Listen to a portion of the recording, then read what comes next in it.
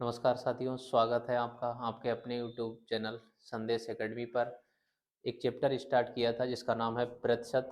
आज उसी के आगे का पार्ट है जिसमें कि प्रतिशत परिवर्तन से लेकर कुछ सवाल सीखने हैं। प्रतिशत परिवर्तन किस प्रकार से काम करता है उसके लिए आप देखेंगे। इसमें कुछ बेसिक चीज़ें हमने समझा दी थी जो कुछ इस प्रकार थी कि मान लिया जाए आपको कभी 25% का वैल्यू पता करना है तो 25% को हम क्या लिखते हैं 1/4, क्योंकि 25% को चेंज मान कितना आता है 25/100, तो इसका फ्रैक्शन वैल्यू आता है 1/4। डिपेंड करता है इसके पीछे क्या लिखा हुआ है। अगर इसके पीछे वृद्धि लिखा है तो ऊपर वाला वैल्यू प्लस का रहेगा। मान लिया जाए इसके पीछे लिखा है 25% की वृद्धि, तो ये प्लस का वैल्यू हो जाएगा। तो याद रखिए एम एन कितना बनेगा। नीचे वाला मान हमेशा मूल मान होता है, मूल मान को यम कहते हैं। ऊपर वाला मान चेंज होता है। चेंज में क्या हो सकता है, वृद्धि भी हो सकती है और कमी भी हो सकती है। तो इस हिसाब से देखेंगे तो 4 की वैल्यू 1 की वृद्धि के बाद कितनी हो जाएगी, 5 हो जाएगी। इस प्रकार कोई भी वैल्यू को आप चेंज कर सकते हैं। तो यहाँ पर कुछ सवाल दिए गए हैं जिनको देखना है कि आगे किस प्रकार से चेंज होते हैं। देखिए भाई कि इस प्रकार के कुछ सवाल हैं। पहला सवाल है इस नंबर का कि एक मशीन के मूल्य में k% की वृद्धि कर दी गई, इसके बाद k% की कमी कर दी गई, मशीन का अंतिम मूल्य 1 रुपया हो तो कितना था। यानी पीछे का पास्ट का यानी यम का मान पूछा गया है। तो पहले कितना था, तो k% की वृद्धि को कैसे दर्शाते हैं, तो k/100, वृद्धि है तो प्लस, k% की कमी को k/100, कमी है तो माइनस दर्शाएंगे। इसका mn कितना बनेगा, mn बनेगा 100 में k की वृद्धि तो 100 और इधर हो जाएगा 100 + k। यहां पर कमी कैसे दर्शाएंगे, 100 - k। देखिए यहां पर क्या हो जाएगा, 10,000 हो जाएगा। यहां पर एक फार्मूला काम करता है जो कुछ इस प्रकार से होता है। मान लो दो ब्रैकेट में a + b और a - b लिखा हुआ है, तो इसको a² - b² लिखा जा सकता है। तो इस हिसाब से देखेंगे तो कितना हो जाएगा। देखिए यहाँ पर क्या हो जाएगा, a² a + b और a - b अर्थात 100 का स्क्वायर माइनस k²। इसको लिखा जा सकता है 10,000, इसको भी 100 के स्क्वायर को 10,000 माइनस k² लिख सकते हैं। अब ध्यान ये देना है कि पूछा क्या गया है, देखो कितना था। अगर पास्ट का मान पूछा गया है तो पूछा गया है यम का मान कितना था, अर्थात यम का मान पूछा गया है, अंतिम मूल्य दे रखा है। अर्थात अगर कहें तो इसका वैल्यू कितना दे रखा है, 1 रुपया। 1 यूनिट का मान कितना हो जाएगा, 1 यूनिट का मान हो जाएगा, ये वैल्यू जो है वो बटे में चली जाएगी, यानी 1/10,000 माइनस k²। पूछा गया है कि 10,000 का मान कितना होगा, तो 10,000 में मल्टीप्लाई कर दो। 10,000 में मल्टीप्लाई करेंगे तो 10,000 गुणा 1/10,000 माइनस k²। तो इस वैल्यू को देख लेंगे, ये वैल्यू क्या लिखी हुई है, 10,000 बटे 10,000 माइनस k² लिखा हुआ है।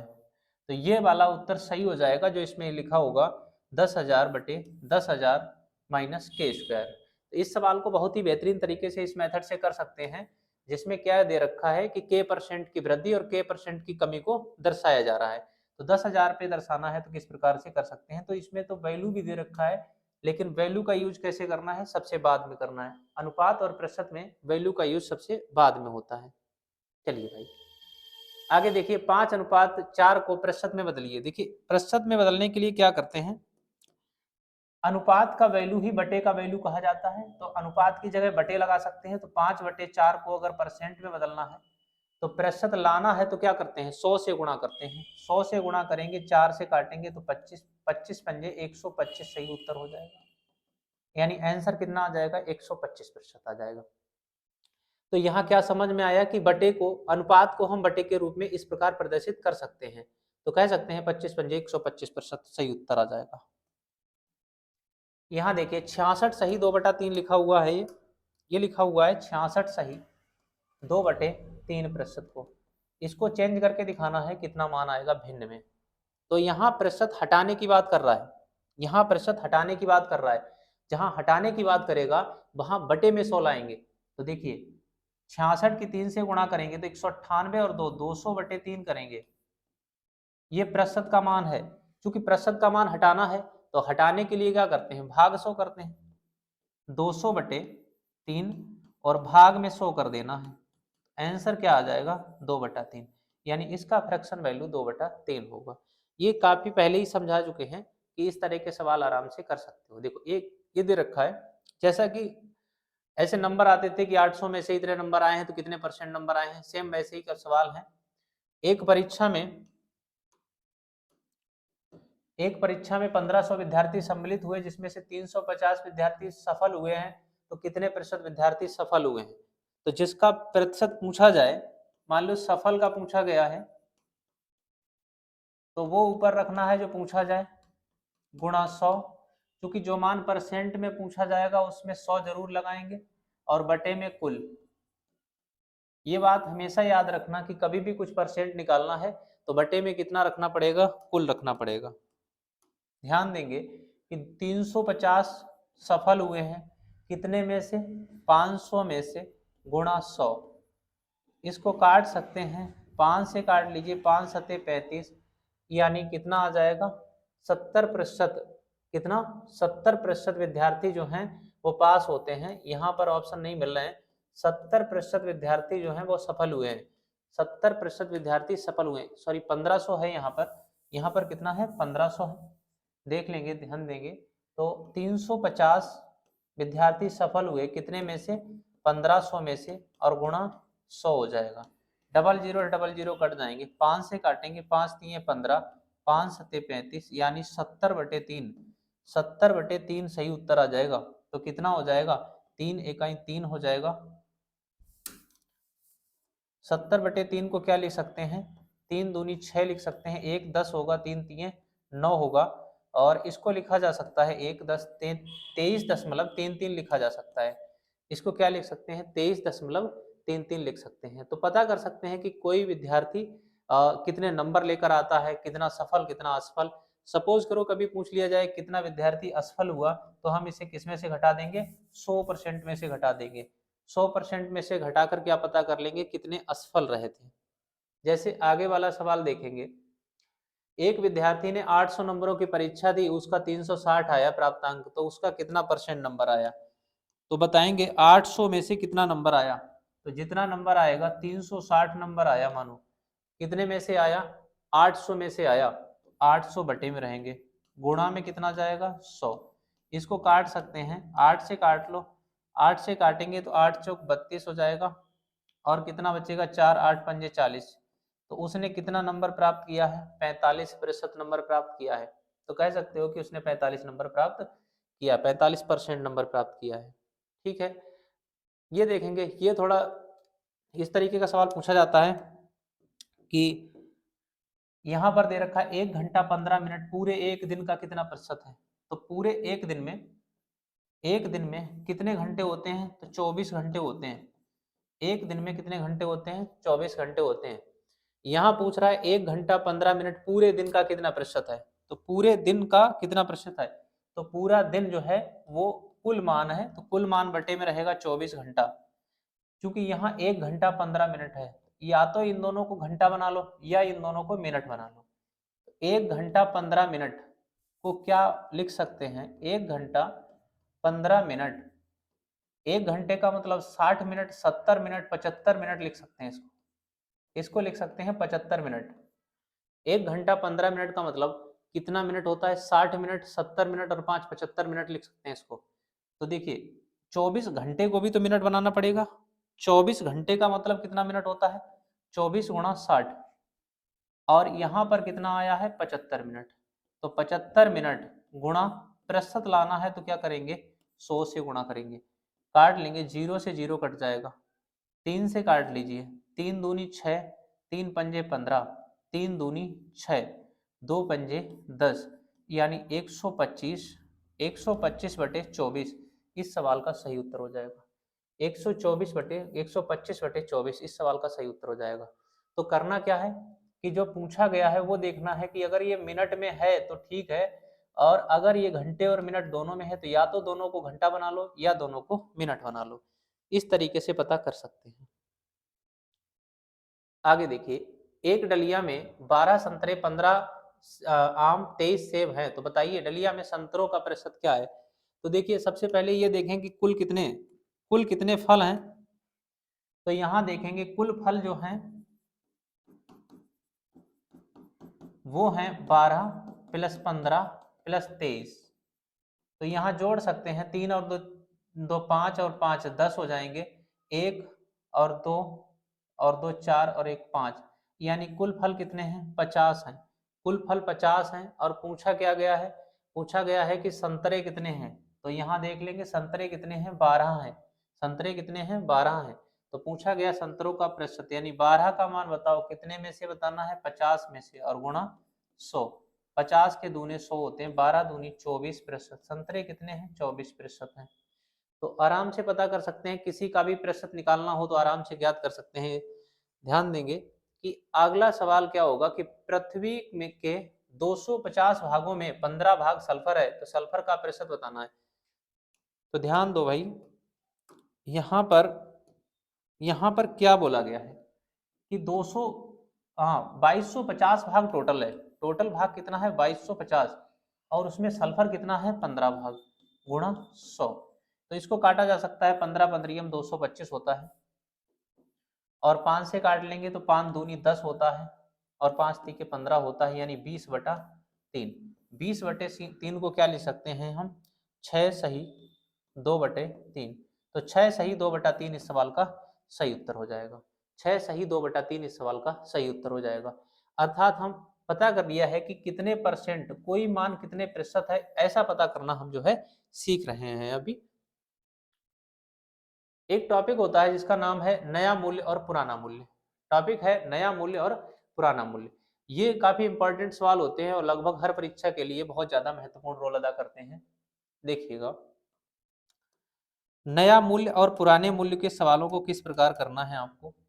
जैसे चावल के दाम में 20% की वृद्धि हो गई, कमी हो गई, जिससे एक व्यक्ति 600 रुपए में पहले की अपेक्षा 5 किलोग्राम चावल अधिक खरीद लेता है, तो चावल का नया मूल्य बताइए या वर्तमान मूल्य बताइए।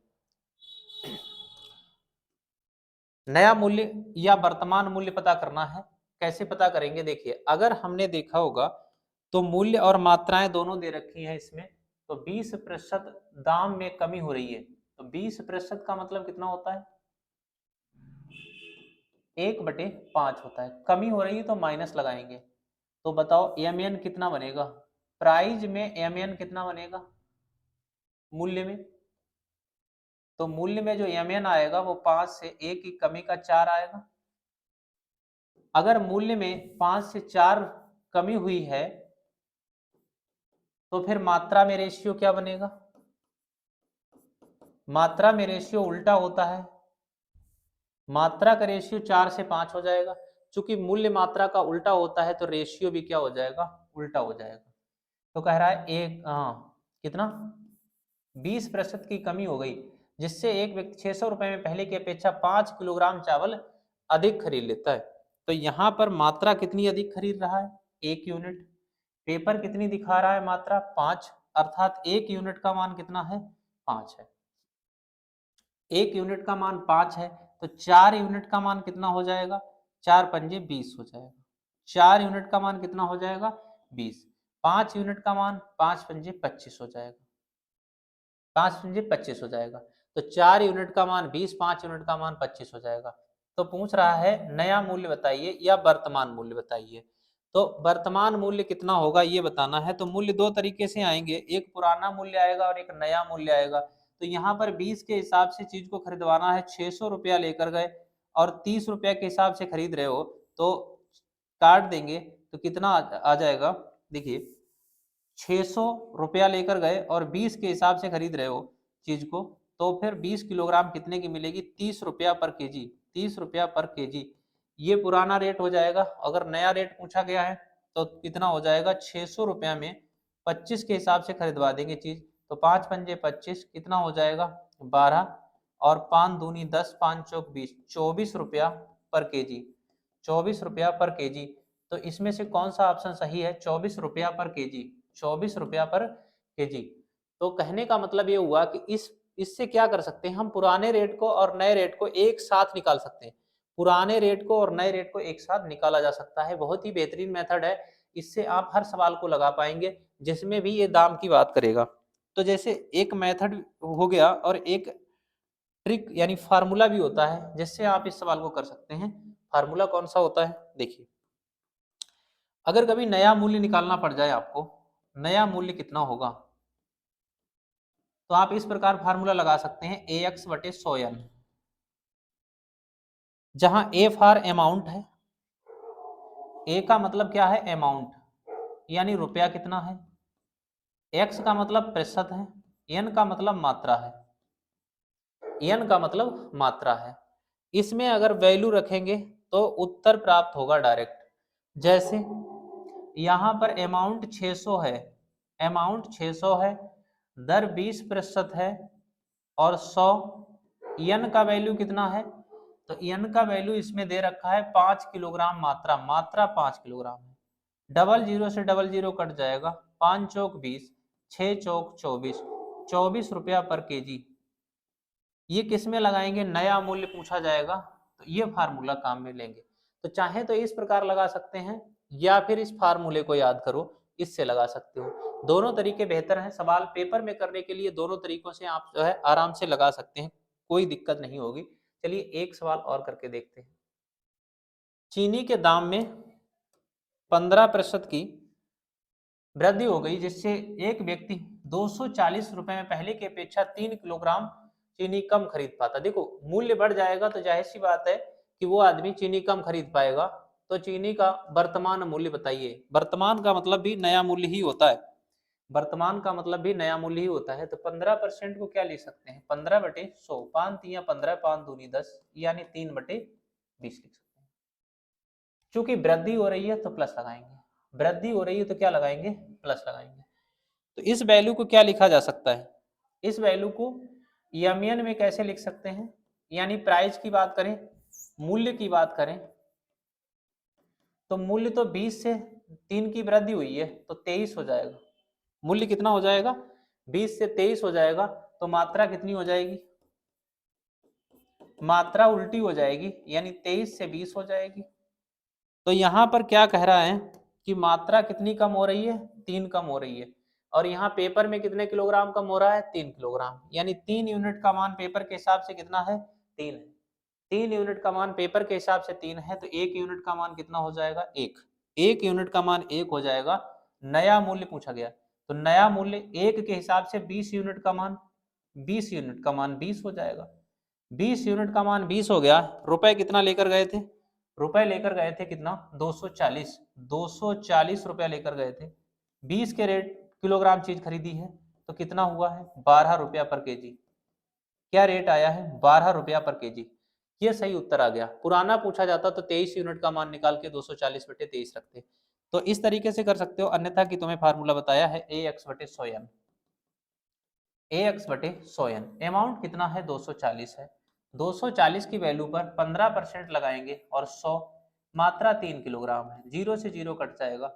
और क्या काट सकते हैं, 5 तिया 15, 5 दूनी 10, 2 तिया 6, 6 चौक 24, 4 6 चौक 24, 4 तिये 12, 12 रुपया पर केजी आ जाएगा। तो इस फार्मूले से भी किया जा सकता है इस सवाल को। दोनों तरीके से आप जो है सवाल 10 सेकंड में कर सकते हैं, ठीक है। दोनों तरीके से सवाल को 10 सेकंड में किया जा सकता है। देखिए यहां पर क्या है कि चावल के दाम में 20% की कमी हो गई, जिससे एक व्यक्ति 600 रुपए में पहले की अपेक्षा 5 किलोग्राम चावल अधिक खरीद लेता है। चावल का पुराना मूल्य बताना है। देखिए सवाल वही है लेकिन पुराना मूल्य पूछा गया है। तो जब पुराना मूल्य पूछा जाए तो 20% का वैल्यू 1/5 होता है, तो 5 से वैल्यू कितना हो जाएगा, 6 हो जाएगा। 5 से वैल्यू कितना हो जाएगा, क्योंकि कमी है तो 5 से 4 हो जाएगा। तो मात्रा पे क्या फर्क पड़ेगा, मात्रा तो 4 से 5 हो जाएगी। कह रहा है 1 यूनिट का मान कितना हो जाएगा, कह रहा है 5 किलोग्राम चावल अधिक खरीद लेता है। यहाँ अधिकता 1 यूनिट की है और पेपर में 5 यूनिट की है। कह रहा पुराना रेट बताओ। पुराना रेट 1 यूनिट का मान 5 है, तो इस हिसाब से 4 यूनिट का मान 20 हो जाएगा। 20 किलोग्राम खरीद रहे हो, कितना रुपया लेकर गए? 600। 600 रुपए में 20 के हिसाब से खरीदोगे तो पुराना रेट कितना आएगा? 30 रुपया पर केजी। पुराना रेट कितना आएगा? 30 रुपया पर केजी। लेकिन पुराने रेट के लिए तुम फार्मूला भी लगा सकते हो वही वाला, लेकिन उसमें समझने वाली बात ये होगी कि जहां पर हम 100x ax बटे 100n लगाते थे, इस बार पुराना मूल्य लगाएंगे। पुराना मूल्य बराबर ax बटे 100 प्लस माइनस x इंटू एन। ए फॉर अमाउंट है, एन फॉर मात्रा है, और यहाँ पर x का मतलब क्या है? x का मतलब जो है वो है परसेंट। तो यहाँ जब परसेंट के पीछे कमी लिखा होगा तो माइनस लगाएंगे, परसेंट के पीछे वृद्धि लिखा होगा तो प्लस लगाएंगे। अमाउंट कितना लेकर गए? 600 रुपया। परसेंट कितना है? 20। चूंकि 20% की कमी है तो 20% की कमी को किस प्रकार दर्शाएंगे? 100 माइनस 20 यानी 80 दर्शाएंगे। और बटे, और यहाँ n की मात्रा कितनी है? 5। 20 चौक 80, 4 पंजे 20 यानी 600 बटे 20, और काट देंगे तो 30 रुपया पर केजी आ जाएगा।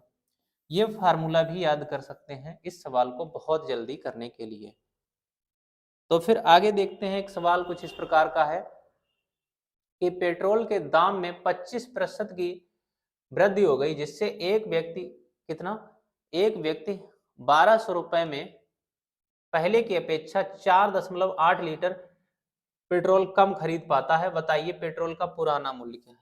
तो पुराना मूल्य पूछा गया है चूंकि, तो कह सकते हैं कि इसका वैल्यू कितना? 25 चौके 100, 1 बटा 4 बनेगा। वृद्धि हुई है तो 4 से मान कितना हो जाएगा? 5। तो मात्रा कितनी हो जाएगी? मात्रा 5 से 4 हो जाएगी। तो मात्रा में कितनी कमी आई है? 1 यूनिट की, और 1 यूनिट का मान पेपर में 4.8 की कमी दर्शाता है। 4.8 की कमी दर्शाता है, तो 5 यूनिट का मान कितना हो जाएगा? 4.8 1 यूनिट का मान है, तो 8 पंजे 40 का सिफर दशमलव, 5 चौक 20, और 20 और 2 22 हो जाएंगे, 20 और 4 24 हो जाएंगे, 5 अट्ठी 40 का सिफर, 5 चौक 20 और 4 24 हो जाएंगे। इसका मतलब 24 आ जाएगा। कितना आ जाएगा? 24 आ जाएगा। तो पुराना ही रेट पूछा गया है, और चूंकि कितना दे रखा है? 1200 रुपया दे रखा है। 1200 रुपया दे रखा है तो 24 के हिसाब से खरीदवाना है। तो 12 के दूने 24 होते हैं, 12 इकाई 12 होते हैं, 2 से काटेंगे तो 50 जाएगा, यानी पुराना वाला रेट कितना हो जाएगा? 50 हो जाएगा। या फिर इस तरह से नहीं कर पा रहे हैं तो फार्मूला बताया गया है ax बटे 100 प्लस माइनस x इंटू एन। इस बात को याद रखेंगे तो 1200 रुपये यहाँ रखेंगे, गुणा प्रतिशत का मान 25 है, बटे में 100 प्लस माइनस x। 100 में से 25 की वृद्धि बता रहा है तो 100 में 25 की वृद्धि को 125 प्रदर्शित करेंगे। मात्रा कितनी? 4.8। इस बात को तो 100 किया जा सकता है इस प्रकार, 25 पंजे 125, दशमलव हटाएंगे तो ऊपर 0 बढ़ाएंगे 1, तो यहाँ 0 बढ़ा लीजिए, और 12 इकाई 12, 12 चौक 48, और इसको काट देंगे इस प्रकार से, 5 दूनी 10, 25 चौका 100, 25 के दूने कितने हो जाएंगे? 50 हो जाएंगे।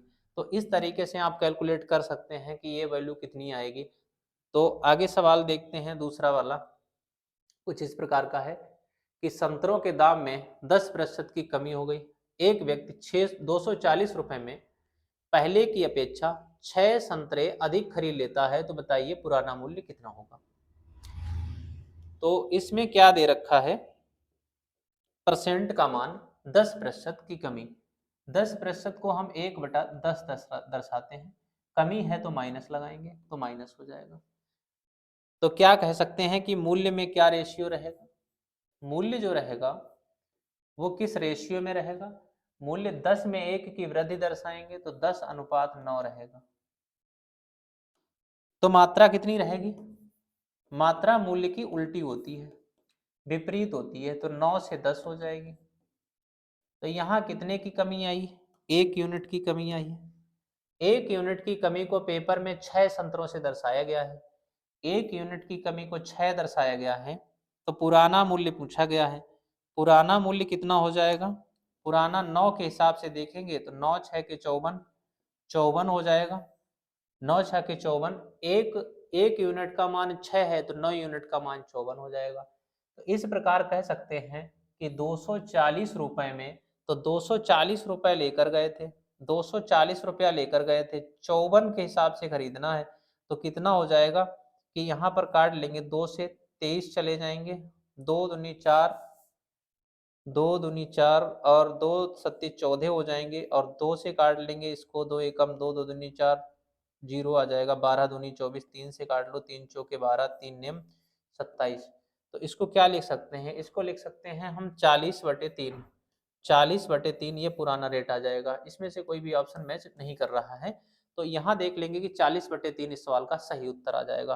तो अगर ये फार्मूला नहीं लगाना चाहते हो तो इस प्रकार कुछ कर सकते थे, ax/100 plus minus x into एन। तो इसमें क्या लगाते, अमाउंट का मान 240 है, परसेंट का मान 10 है, 10% की कमी को 90 दर्शाएंगे, गुणा मात्रा कितनी, 6 संतरे, मात्रा कितनी 6। तो इस प्रकार से अगर हम करना चाहेंगे तो 0 से 0 काट देंगे, 6 चौके 24 हो जाएगा, तो यहाँ पर आ जाएगा 40/9, 40/9 इस सवाल का सही उत्तर हो जाएगा। तो चाहे यहाँ से देखेंगे चाहे वहां से देखेंगे, 40/9 इस सवाल का सही उत्तर हो जाएगा। ठीक है भाई, आज हमने जो सवाल पढ़े हैं वो किस पर आधारित थे, वो आधारित हैं कि किसी भी पुराने मूल्य को याद करना, नए मूल्य को याद करना। और ये आज का ये सेशन यहीं तक। अगर आज का ये सेशन पसंद आया हो तो ज़्यादा से ज़्यादा लाइक करें, शेयर करें, सब्सक्राइब करें। थैंक यू, बहुत बहुत धन्यवाद।